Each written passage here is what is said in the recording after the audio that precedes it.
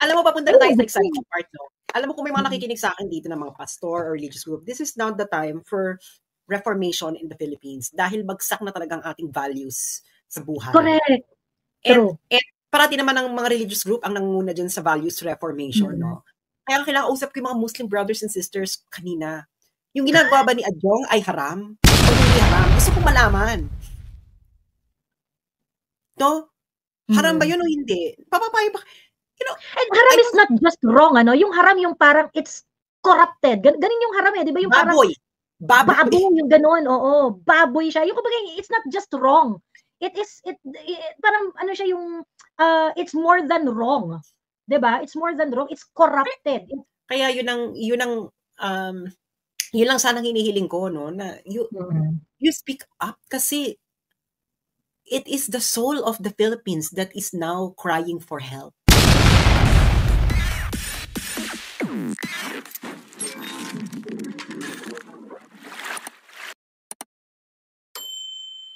Hello, magandang Hello, magandang gabi po sa inyong lahat. Ito po ngayon ang babaeng ang cosmological woman na ginagangbang. Ginagangbang na nila ako, Bex. Nang malala. Sanay naman tayo dyan. I know you can handle that really well. And you can deliver. Anyway, anong chika? Bottom pala, ayan. Ano ba? Well, simulan muna natin dun sa kidnap for ransom na yung si Anson Kwe na apparently nagbayad na pala ng ransom, ganyan-ganyan, still ended up being found dead today. Ito yung kinidnap na yung kapatid ni Richard Poon nagsalita na merong kinidnap, ganyan-ganyan, and nobody's talking about it, ganyan-ganyan. And apparently, mukhang maraming mga ganitong insidente sa Filipino-Chinese community. No one's safe. No one's safe now. Even yung mga mayayaman na may ways, merong to protect themselves. We are in a serious shit. Sabi ko sa inyo. Medyo kasi parang medyo like for example, yan yung nangyari sa Senate inquiry, yung nangyari sa TRICOM, ganyan-ganyan. Merong medyo kahit paano medyo may jubilation ng onte. But let's just check the reality. We are not safe. All of us are not safe. 10 out of 12 daw ay Chinese, sabi ni It's Sylvie. Well, yung presidente nyo dati ng Philippine Chamber of Commerce, sabi niyan, the ICC is just doing its job. I'm really sorry, no? Ay, oo, si Happy Toothpaste! Yeah. Si Happy Toothpaste yan, oo. Kaya hindi, I'm really sorry, no? The Filipino masses were enraged about Duterte being kidnapped. Tapos ngayon, pag kayong kinidnap, kami magpa-participate sa dalamhati ninyo. Filipino president was kidnapped. Hindi kayo nakijoin sa amin, tapos gusto nyo, kayo biglang bibigyan ng attention, ay.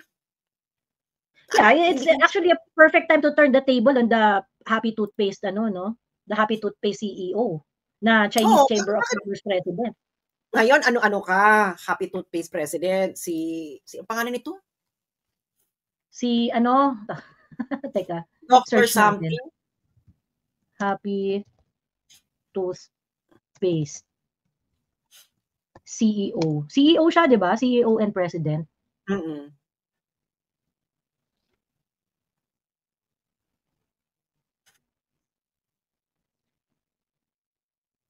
Bakit iba lumalabas? Happy Toothpaste. Chinese Filipino Chamber of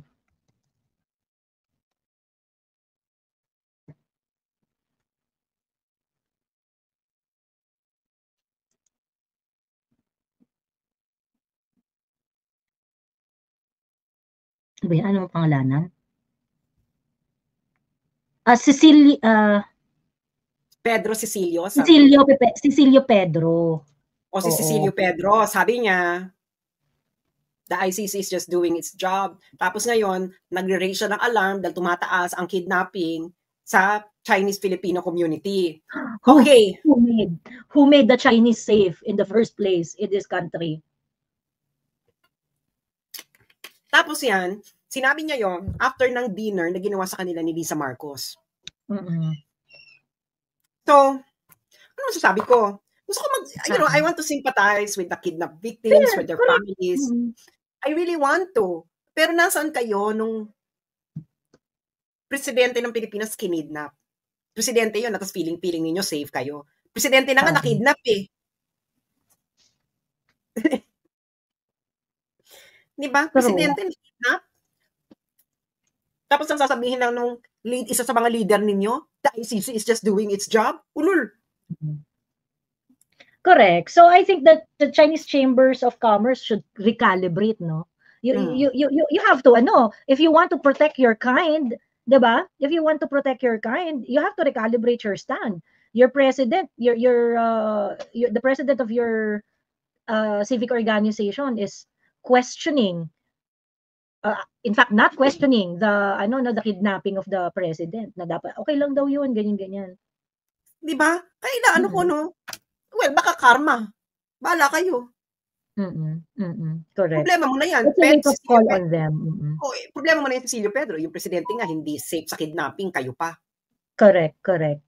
Oh. And pag yung ito kasing situation na to, pag nag-trickle down nga sa ordinary Filipino, kasi syempre parang ito may pang ransom, pagkatapos syempre kaya ring mag-hire ng security and things like that. Yung underlying consequences kasi nito,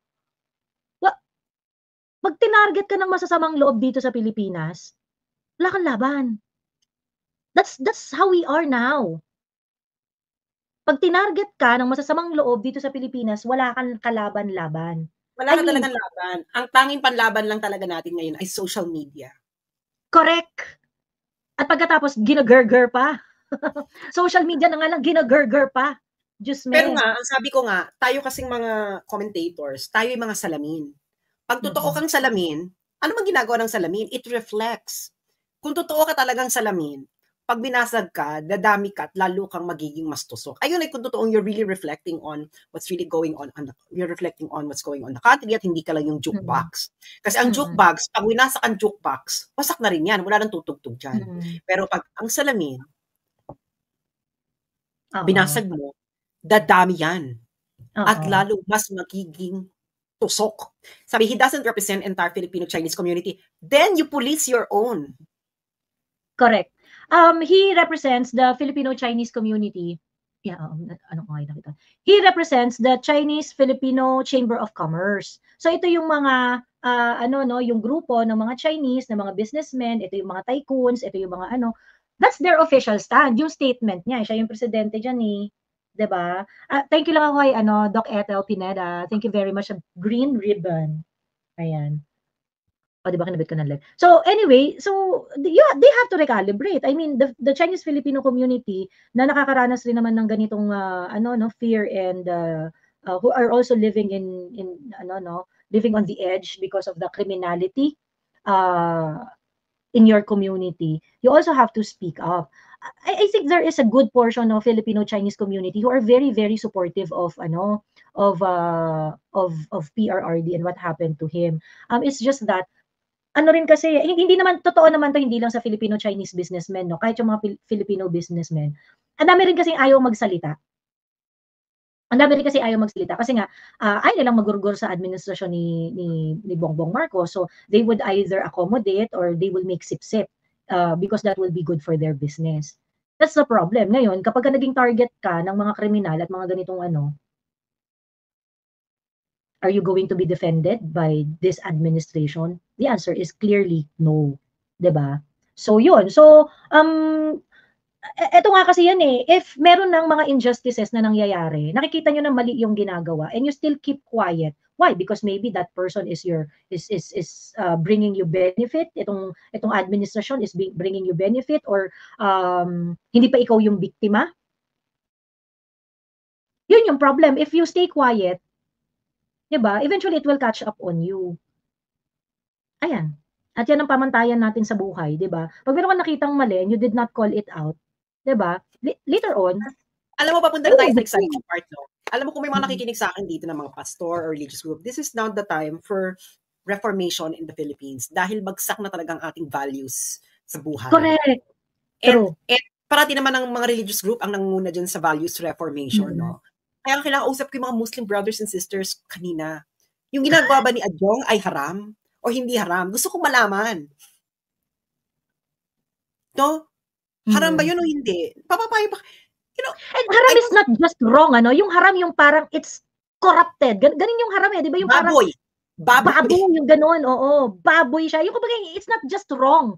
It parang ano siya yung, it's more than wrong. Diba? It's more than wrong. It's corrupted. It's kaya nga ako, no, you know what, when I talk to, naalala niyo yung panahon na pinatayan ako ng ilaw?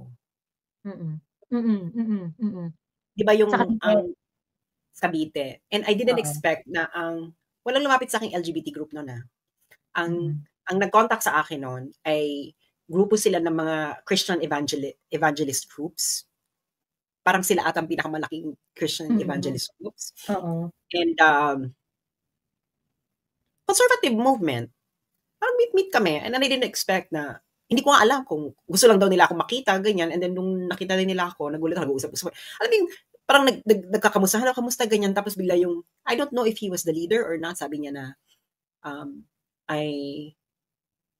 on behalf of all Christians, group namin, we would like to apologize. Sabi ko, hello, sabi ko, hindi naman kayo may kasalanan nun eh. Pero thank you. Parang, you know, ako, siguro nung bata-bata ko, alam mo naman, bata-bata ka, mga 20s, 19, medyo galit ka pa sa ganyan, no? Na religion. Kasi nga, you know, lalo na lumalaki tayo, no? You feel suffocated. Restricted by the And then when you get older, naiintindihan mo na, kailangan pala yun.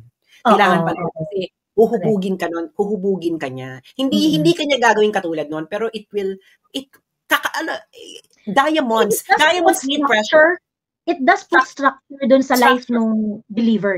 Diba? Tao. Scaffolding. Of course, the final building will be your own blueprint, no? Pero it just gives, it's your final engineering, dahil ikubuhay mo naman yan. It just gives you scaffolding. Kaya ako, wala na ako dyang qualms sa religion. Naintindihan ko na okay, sige, naintindihan ko yung kailangan mo na magpreno-preno dito sa mga LGBT na ito kasi nga, the society is too scattered and to be able to have the discipline. Well, look at what happened to the United States, no? Kaya ako, that's what we need right now, you know, kung may nakikinig dito ng mga religious group, we need a values revolution dahil kakaiba na itong corruption. Kahit hindi, nakakasuka ito. Nakakasuka. And kaya yun lang sanang hinihiling ko, no, na you speak up kasi it is the soul of the Philippines that is now crying for help. Totoo. Hindi man nararamdaman. It is actually the soul already of the country trying to ask for help to be repaired. And yun nga kasi sobrang misplaced nung nung after nung hearing nung TRICOM nung April 8. Chinek ko yung mga website ng mainstream media, kung ano yung mga comments nila on what transpired. Si ABS-CBN at saka yung ibang mga news company, nag-cut sila na yung sa amin ni Benny Abante. And then there were a lot of, na-surprise talaga ako. Ang daming comment na parang, ito, simple lang nitong issue na to, Diyos ko po, grabe. Napaka-simpleng moral question lang nito. So, daming galit na galit sa akin na, nagbumura ka kasi, it's not part of your right, it's not, ganyan, eme. And they were all giving their judgment na, kasi di ba nga, I was also judged in that hearing, na hindi ka dissenting babae kasi nagmumura ka, mga ganyan. And I find it really amusing, no, na parang, ganito nakababaw yung pag-intindi ng Pilipino sa understanding what is wrong and what is right. Profanity right away is something that is immoral, that is bad. 2025, may nag-iisip pa rin na ang pagmumura ay masama. Sabi ko sa'yo, majority are like that. I don't know kung trolls yun or totoong totoong mga tao, no? Pero that's how they assess things. And may mga after kung... I think Joey, yan. Trolls. Operations yan. Malamang. Hello, 2025 na ha. Sino na? Ako, tanungin yung mga kapitbahay ninyo na pagmumura ba masama? Magmumura ka masama? Tigilan nyo nga ako, ipokrituhan yan. True. In fact, hindi ko pa nauubos yung mga messages na nababasa ko. But meron mga nag-message sa akin from the Baptist Church, nag-message sa akin Catholic priest. Catholic priest, meron nag-message sa akin na Baptist na from the Baptist Church, sa church ni Benny Abante. May mga nag-message sa akin na taga kay OJC, ganyan. And they understood what happened. And alam mo na-appreciate nila kung ano yung palitan namin, and of course yung stand ko and how I stood up for what I believe is right, ganyan. So, marami naman talaga na ito kasi yung ito kasi yung totoong reflection dapat dun sa mga values natin. 'Di ba? Yung hindi ka dapat superficial na, my God, ano ba na 2025 na. We still judge person based on Sabi ko nga ako ang dami kong kay OJC followers sa totoo lang. Bawal sa kanila bawal sa kanila magmura. As in bawal na bawal. Pero nanonood sila. So sabi ko, actually totoo ako sa mga kay OJC follower ko kasi kahit pa lutong kong magmura, hindi na ako ginajudge. And that's how we coexist. Di ba? Na kanya-kanya tayo ng trip, respetuhan tayo. We agree on things based on its substance, di ba? But wala ngayon wali na talaga eh. People justify what is wrong, at yung mali, yun yung binibigyan ng gina-justify nila na tama. Nakakaloka. We really need to go back to basics. As in, well, I think ang nangyayari niyan talaga is hindi na nila maraman kung ano lang talaga yan. It's really to diminish following of Duterte aligned vloggers. It's really about that, na hindi na dumami. Nakikita na nila na madami. Parang, naku, kailangan nating kalusin ito kasi manganganib tayo sa impeachment trial. Hindi ba? So, syempre, ginurgur na nila yung isang mong page, tapos, ganyan naman sila magugurgur. That is all there is to it. Ang problema, lalong dumadami yung following. Just for your information, di ba? Sinusundan ka pa rin ng following mo. Correct. Hindi naman nila iniwanan. Hindi ba? So, mahirap kasing iwanan ng mahal. And just for your information, lumagpas na po tayo ng 500 million. Grabe, no? Lumagpas na po ako ng 90-day view na 500 million. So, ano na po ako ngayon? In the last 90 days, ang number of views ng aking content ay 517,075,013. Again, 517 million na siya. 517 million. So, and I think this is... They will never achieve something like that. Huh? They will never achieve something like that. Yeah, and I think this is what is worrying them, etc. Yeah, because we own social media. That's the reality. We own social media. And it's because they're not giving what the people needs. At yung mga kailangan ng mga tao, sa atin nila nakukuha. Authenticity, di ba? Ako, bakit sinusundan pa rin ako ng mga to, no? Na nandiyan pa rin sila, ganyan. Ito naman si Tariela, gutter talk, Beck. The Filipino people talk in gutter. True. Diba naman? Authenticity yan eh. Authenticity. Hindi ka po pwede. Ikaw kasi gusto mo, yung mga ayaw pag-gutter, kasi meron silang audience na gustong makuha, yung mga pasosyal, yung mga virgin. I don't care about the pasosyal and the virgin. I want to talk to the Filipino masses. And I will talk how the Filipino masses talk. At yun ay punong-puno ng kalibugan. Aminin niyo, wag na tayo magbulahan. Turo. Ayun. Anyway, hindi kasi nila maiintindihan dahil never naman talaga sila naging part ng masa. That is why. Napanood mo yung hearing today, Sas? Some parts of it. Pero nabububuhan na ako eh. Bigyan mo ako ng rough element. Well, there are so many things that were established. Ako kasi, ito yung tingin ko sa hearing, the reason why I think the hearing is important is because ang dami-dami nating information na nakuha, ang dami nating mga information na nakalap, at for so many of us malinaw na, okay? Kinidnap si PRRD, okay? Wala na tayong question diyan, okay? And ako, kaya sinasabi ko na importante itong hearing ni Senator, I mean, ni Senator Bato at ni Alan Peter Cayetano at iba pang mga nag-attend na mga senator dito. Foreign Relations, Committee on Foreign Relations. The reason why this is important is because this hearing will basically put everything on record. Okay? Sabi ko nga nung una, ako mababa lang yung expectations ko talaga dun sa hearing ni Senator Amy. Yung una niyang dito, yung una niyang hearing. Mababa lang talaga yung expectations ko. Pero nung first na hearing niya, meron talagang intent to get all the information in one place. Okay? Ayan. To get all the information in one place. And it is actually very helpful sa cause ng mga Duterte supporters because everything that are said in that hearing are under oath. 'Di ba? So ibig sabihin, maaari mo rin tong gamitin at iano sa iba't ibang korte kapag kinakailangan.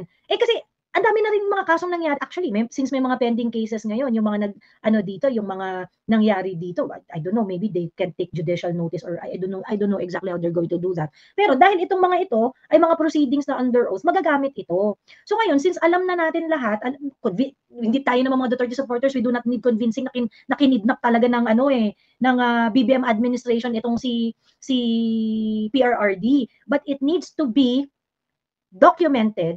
It needs to be it needs to be put in this proceeding para kwentas klaras lahat. Ganon. Ngayon kung kunwari merong mga hindi natatawa, merong ganyan. And we can pinpoint that out na bakit hindi tinalakay ito, bakit hindi tinalakay yan. But anyway, because it's an official proceeding, meron at merong gamit yan. Merong yan na na silbi. Okay. Now, yung hearing today, basically, nakarating na tayo dun kasi yung first na hearing, ang napatunayan dun, 3. There is no legal obligation for the Philippines to arrest PRRD because there's no red notice. There's no red notice. The second is, the Philippines cooperated with ICC. Okay? Yun yung mga na-establish ng first hearing. And then lastly, there was really no proper observation of the rights of PRRD. Okay? So ngayon, itong hearing, nung sumunod na hearing, hindi naman sila nagsipag-attendan, ang mga executive officials, binoycott nila yung hearing ni Senator Amy, despite the fact na very, very sure ang group effort team, ang team group effort, na wala silang nilabag na batas. Okay? And it's really very telling. Part yan ng nung sumunod, hindi na kayo umaten. Sabi nyo, confident kayo, no, wala kayong nilabag na batas, pero nung second hearing, hindi kayo nagsipagpuntahan. And, yung second hearing, actually, maraming magandang sinabi doon si Alan Peter Cayetano. Maraming magandang sinabi doon. Meron pa siyang... Meron lang gusto sabihin na, in fairness sa'yo, Senator Cayetano, Sen Alan, no? In fairness sa'yo, alam mo yun, yung gusto sabihin kay Senator Cayetano, kay Senator Alan Cayetano, in fairness sa'yo, alam mo yun, na parang hindi mo iniwanan si PRRD. Dito, correct. Oo, na you could have, kasi wala ka namang mapapala eh. Alam mo yun, na dito eh. Pero you did not eh. Kahit, parang, actually maraming issue na si Senator Cayetano, hindi. Oo, correct. Magaganda yung questions niya. Oo, hindi lang dito, pero iba pang issue, na buo yung niya. Kasi, hindi ko lang sabihin, pero I have met him before, and then we were talking about, pero it's about foreign policy. Kahit doon parang, yung paano sa'yo, hindi kapag gewang-gewang ang prinsipyo mo sa buhay. No? Kasi meron kasi siya dating image na ganun eh, palip, yung, pag ganon. Pero ngayon, parang in fairness sa'yo, Senator Cayetano. Totoo. Mayroon siya magandang sinabi no second hearing eh. Sabi ni Senator Cayetano doon sa second hearing, naalala niyo yung pulis na nagvo-vlog? Yung pulis na nagvo-vlog na sabi niya ang tawag dito, yung pulis na nagvo-vlog, kinikriticize niya yung sinasabi niya, pulis ako ng Pilipino, ganyan, and then nilagay siya sa parang strict monitoring siya ng PNP kasi nga parang hindi nila nagustuhan yung mga sinabi niya na siya para, which is sabi ni Senator Alan, tama naman yan, tamang aksyon naman yun, ganyan. Pero kasi ang problema ngayon yung CIDG ninyo, kung ano-ano ang sinasabi, taliwas doon sa mga una niyang sinabi, tapos sinabi niya meron ng plano, ganyan-ganyan. Very careless, very reckless ang mga sinasabi at nakakasira ng PNP. And yet, the PNP leadership is not doing anything to reprimand or to warn General Torre, ganyan-ganyan. So what is the message? Sabi gano'n ni Senator Alan Peter Cayetano. What is the message? Ibig sabihin sa PNP, pag mataas-taas ka, hindi ka kakantiin. Pero pagka ikaw, low-ranking policeman ka, yari ka. Kabit ka sa mga mayayari ka sa mga rules and regulations. Pero pag mataas-taas ka na opisyal, napabale-balentong mga sinasabi mo, nagbibigay ka ng mga statement na makakasama sa PNP, okay lang, pinapalampas lang, napopromote pa. Nabibigyan pa ng additional stars. Diba? So, paano yun? Ayun. And then, that's the second hearing. Ngayon, yung last na hearing kanina, ang direction ng hearing was to really map the accountabilities and the liabilities of each officials na nandun. Madami ring nabunyag. And to be fair, yung mga information na ina-expect mong naglabasan naman. Like, for example, sila Kanilaw, ganyan.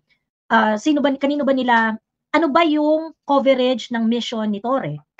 Okay? Na yun na nakapa yung mga yung mga areas na yun Sino ba ang nag-utos? Okay?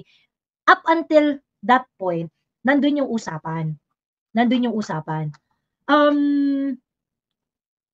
May kasi meron kasi kung kinall out ko na to even nung nagsa-start pa lang na 'di ba, binoycott na nila yung second hearing. Pagkatapos, later on, sabing ganun ni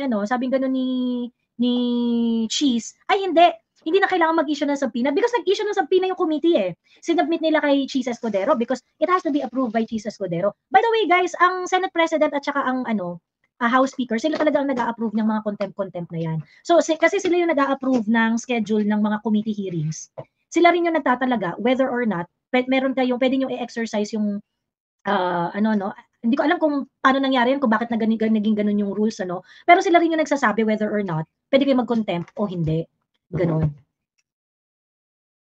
Apparently, nung nag-issue ng subpoena ang committee at binigay sa chair, sa Senate President, sa Senate President, nung binigay, sabi ni Cheese, I posted this before nagtataka talaga ako na parang, bakit secure ni Cheese na hindi na kailangan ng subpoena, magpupuntahan naman yung mga yung mga cabinet members.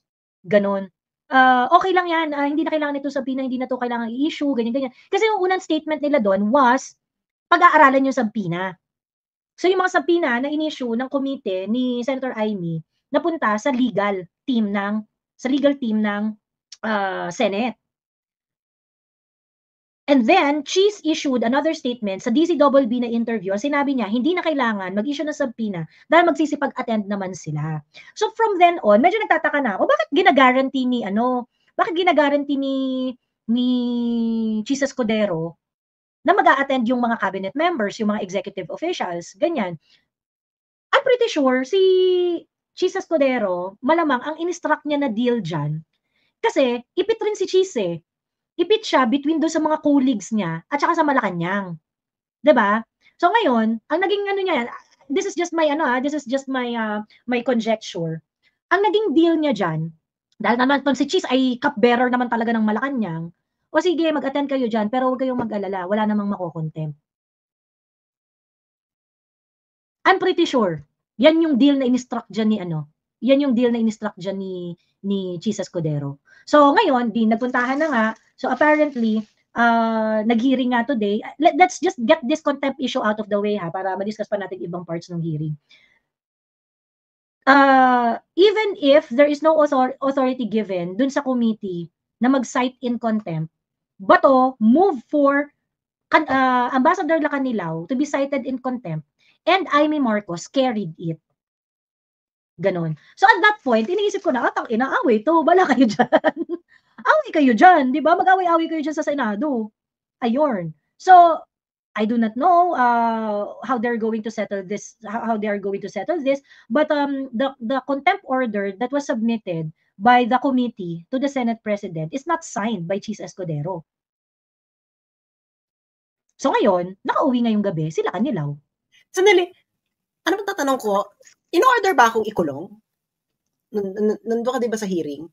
Wala, ang pinapacheck, inutusan yung BI na i-check ang status mo at Pero bakit whereabouts. ang balita, orders detention?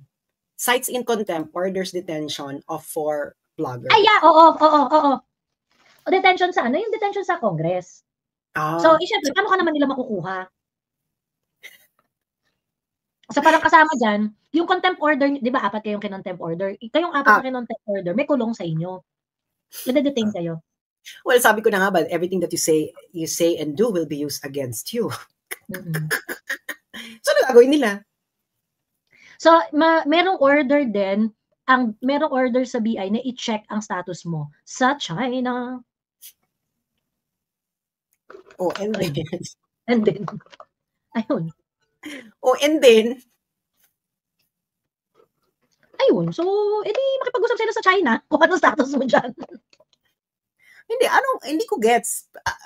Extraterritorial, meron kayong extraterritorial jurisdiction, ang legislative? Remember, si Andres Bautista was also cited in contempt before, diba? And then what happened? Nothing happened. Dahil? Nasa US siya. Ang nag-cite ng contempt kay Andres Bautista ay si Chis Escudero. Tinight siya in contempt for what? Dahil ilang beses na niyang in-evade ang hearing. It was a hearing to determine whether or not the PCGG, the office, should be should be dismantled, parang ganon, yung PCGG. And then in the process of determining whether kailangan na bang i-dismantle yung PCGG or not, they wanted all the PCGG chairs to make an account of all the ill-gotten wealth that they were able to forfeit. At saka kung ano pa yung hawak nila ngayon. Eh di ba si Andres Bautista, bago siya naging PCGG chair, COMELEC chair, PCGG chair siya. Ganon. So ngayon, pinapa-account ng Senado that time, lahat ng mga ari-arian na hawak nila. At saka yung tinurn over nila doon sa mga sumunod na PCGG chair. Eh kaso hindi siya sumisipot, wala siyang siniputan kahit isa. At that time, meron na ring issue tong si Andres Bautista patungkol sa COMELEC. Ayun. So nag-abot-abot yung issue ni Bautista. Kaya ayun. Punta siyang Amerika, sinight siya in contempt. Hindi man siya nahabol. Alam ko naman mas big time ka pa kay alam ko naman, hindi ko alam kung anong gagawin ng gobyerno. Pero Bex, pag in-effortan ka ng bonggang-bongga ng Philippine government, mas mabigat ka pa sa dating PCGG chair at COMELEC chair. Ang ganda mo, Bex! Sana effortan ako, no? Effortan din naman ako. Ng wagas. Oo. Hindi, mas ang ganda ka pa kay Bautista. Diba? Yun, meron yung billions na issue on graft and corruption, ha? May issue as PCGG chair. May issue as a COMELEC chair. I mean, yung issue niya is never ending. Siguro meron na ako. Ang issue mo, nag-vlog ka. Ang issue ko na nag-vlog lang ako. Nasasaktan lang kayo. Masakit. Gusto ko sabihin sa kanila, masakit. Ayun. So, if they go beyond what they did to Andres Bautista, if the House of Representatives would go beyond what they did to Andres Bautista, Bex, ikaw na ang Miss Universe. Ito na ang crown. Alam mo, feeling ko ang gagawin nila, pagkatapos ng election, edi new Congress, maghihiring uli sila, papatuloy uli nila yung hearing nila yan. Tapos? Papatuloy ulit nila yung hearing na yan. Para nga, kasi nga habang naghihiring sila ng fake news uli, impeachment trial ni Sara. So para yung mga vloggers na di-disable sila. Yeah, oo. Hindi ba? Ganun ang gagawin niya. Ako, nabasang-basa ko na. Agree. In fact, yung unang-una pa lang, February 4 pa lang, kaya nga kami, lumaban kami ng bonggang-bongga, nag-file kami ng kaso sa Supreme Court, ganyan. We really need to push back. Kasi nga, at the end of the day, papunta talaga yan doon eh. They want to silence everyone. Because, if they want to successfully impeach Inday nang hindi mag-aalsa ang sambayan ng Pilipino, kailangan tahimik. Ang ingay-ingay ni Sas. Ingay-ingay ni Sas, ayan. Ako okay lang ako. As if namang, sabi ko nga, I am not under the protection of anyone. Because I'm not a citizen of China, so wala namang bearing niya. Wala rin naman dito asylum. So, but I am outside the Philippines, so I am under the protection of international law. Ganun yun eh. If you're outside your country, you're already under the protection of international law. Pero, siguro, itotodo nila yan. Kunwari, kukuha yan ng kung anik-anik, katulad ng ginawa nila kay Roque. Kung ano pinagagawa nila kay Roque. Pero feeling ko, yung Tanim Sedition video, yun yung gusto nila talagang gawin ko in order for them to be able to go beyond ito. Kaso nga, kakatanim pa lang. How do you want to pin us? Kasi nandun kami. Saan? Diba? Yung mga nandito sa... Ay, di ba nandun tayo sa picture? Hindi. Yung Tanim Sedition na video pinadala sa amin ni Maharlika. Oo. Yung sinasabi naman ni Pebo, Diyos ko, bakla napaka-nipis doon. Sobra. Di Roque. Ano na si Roque sa Netherlands? Anong gagawin mo? Di pinalakas mo lang yung kaso ni pinalakas mo lang asylum ni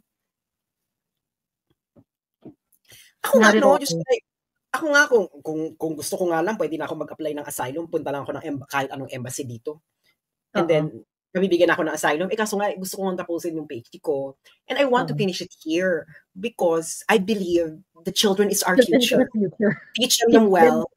And let them lead the way. Anyway. Show them all the beauty. No, because this is I believe that I am at the right time and at the right place to actually produce this kind of scholarship. So, and China is the future. So, parang might as well. And so, nagsasawa na ako sa Europe, Bex. Parang, paulit-ulit na. Parang nalibot ko na buong ano ng Europe. Parang wala na siya ikagaganda pa for me. So, parang nakuha mo na ang kanyang ganda. Oo, nakatikim na ako na rin ng marami iba't ibang nationality. Alam mo yun, nakompleto mo na ang UN Security Council. Yes, nakompleto ko ng UN Security Council. Alam mo yun, kaya naisip ko nga na, I'm at the right time. Alam mo yung mga ganong feeling? Alam niyo yung guys, may mga ganong feeling na you know that you are at the right time at the right place in order to do something. And yun na nga, I'm at the right time at the right place in order to do something. Saka pinresent ko na yung, nagkaroon ako ng pre-defense proposal, presentation, at ngumingiti ang mga mata ng aking supervisor. So, parang naramdaman ko na I am on the right track. So, parang I made him smile. Because smile is when your heart even when your heart is aching. Heart is broken. Even when your heart is aching. Kaya yun na nga. So, that is the need mo pa rin buuin ang NATO. Actually, I think wala na lang ako ng mga Eastern Europeans.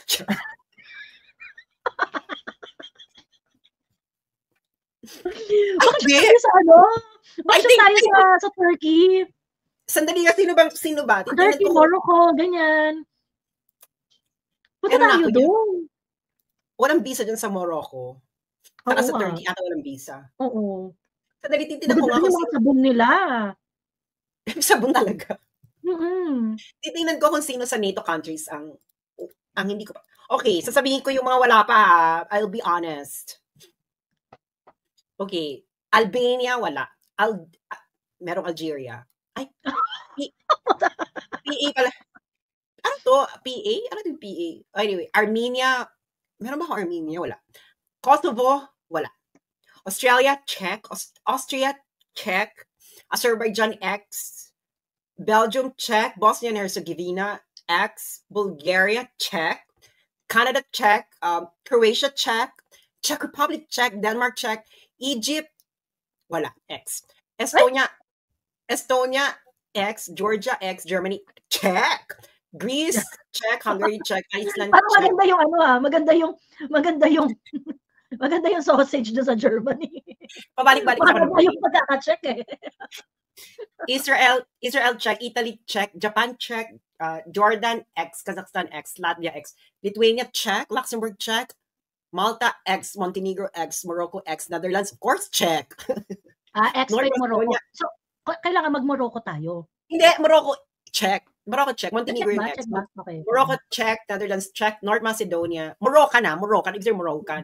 North Macedonia X, Norway check, Palestinian nationality. Bakit may Palestinian nationality? Ano pa na to? May mga partnership. Poland check, Portugal check, Republic of Korea check, Republic of Moldova X, Romania check, Serbia X, Slovakia X, Slovenia X, Spain check, Sweden check, Switzerland check, Tunisia X, Turkey check, Ukraine check, UK check, US check. So, medyo siguro more than 50% ng NATO countries. Okay na. Not bad. Kaya sabi ko, I'm at the right place. Kasi alam mo may mga age na you would like to be at that age and you don't have any regrets because nagawa mo yung mga gusto mong gawin sa buhay. Yung mga tipong when you look back na, ay, Bex, nagawa ko yan nun. Ay, Bex, nagawa ko yan nun. Mga ganun-ganun ba? Tapos pagdating mo ng ganitong age, gusto mo na lang mag-concentrate sa legacy building. Alam mo yun? Correct. Ganun mga Bex. So, yung tipong... Maging part ka na ng mga aral sa buhay, ganyan. Yes, ng mga ganyan, sinusunog ka na, yung parang witch ka na sinusunog, ganyan, yung mga ganyan. Yung parang ka ng Galileo Galilei. True. And that's what I wanted to feel when I'm at 40. Kasi di ba may mga ganyan tayo pag 20 ka, iisipin mo, gusto ko pag 40, ganito, ganyan. Kasi nung mga panahon ng ganun ako, hindi ko iniisip na kailangan pag 40 ko, may bahay na ako, may ganyan. May iniisip talaga ako na, ang mas iniisip ko noon, nung when I was growing up, it's not really the material accumulation, but really the status of my psychology. Yeah. I am so like that. I swear. Yung iniisip ko, di ba? Parang tayo, Becky. Oo, parang tayo. Yung kasi syempre, ikaw, pagka habang lumalaki ka, ginawang mga hindi maganda sa buhay mo na parang pagka babalikan mo, parang, kaya shit talaga, pinatulang ko yan, yung mga ganon. Diba? Meron ka talaga mga ginawang hindi maganda. And so as you grow old, parang mas nagiging mas importante sa akin na I want to look back at myself and not regret yung mga ginawa ko. Yeah. Ganon. Yeah. So actually, gusto ko gano'n kasi inisip ko na sabi ko, ay gusto ko pag 40 ko, yung meron akong sense of contentment. Alam mo yun?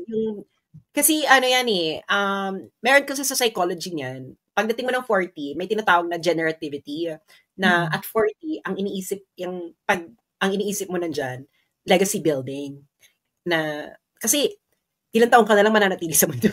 Alam mo yun? Ilang taong ka na lang mananatili sa mundo, you'll never know, mamaya.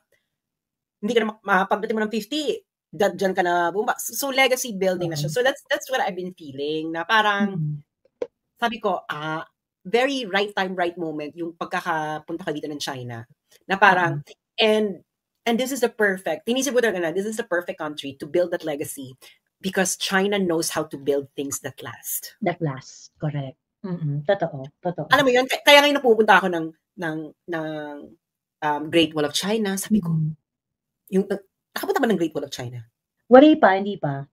Nung naglalakad ako ng Great Wall of China, sabi ko, can you imagine I'm walking towards an edifice? Edifice talaga? I'm walking on an edifice that stood the test of time. And I want to be like this. Ganon bakla. Ganon na dapat yung mga aspirations, di ba? Ganon ang aspirations sa buhay. Na parang sabi ko, and inisip ko na, and I'm at the right time and at the right place in order to build that kind of legacy because China is very appreciative of high intellectual thinking. So, very appreciative talaga siya. And lalo na China has seen it all. Alam mo yun, narinig na namin yan, nakita na namin yan. So if you they don't forget no? That's what's so good about them. They don't forget. So pag nag-present ka sa kanila, girl, China knows their own history and 5,000 years of thought plus Western thinking. Bakla, wala ka na may tatago sa kanila. Correct. Kaya nga pag nag-present ka sa kanila ng something fresh, na-excite sila. Na parang, ganyan, parang, naalala mo yung conversation natin before, yung meron silang museum, napuntahan ko itong museum na to, yung sinabi mo na, I remember you were talking about it, na isa sa mga parang centerpiece ng National Museum ng China is yung civil service exam, yung naka 100 ng civil service exam nila sa China. Nung nagpunta ako sa China, I saw that. Yung ano na yon, yung parang tawag doon, yung yung scroll na parang, so apparently parang for the longest time siya mag-isa lang niya talaga na civil service examinee na nakapasa na walang mali, as in zero error, ganyan. And up until now, chine-cherish yun ng China.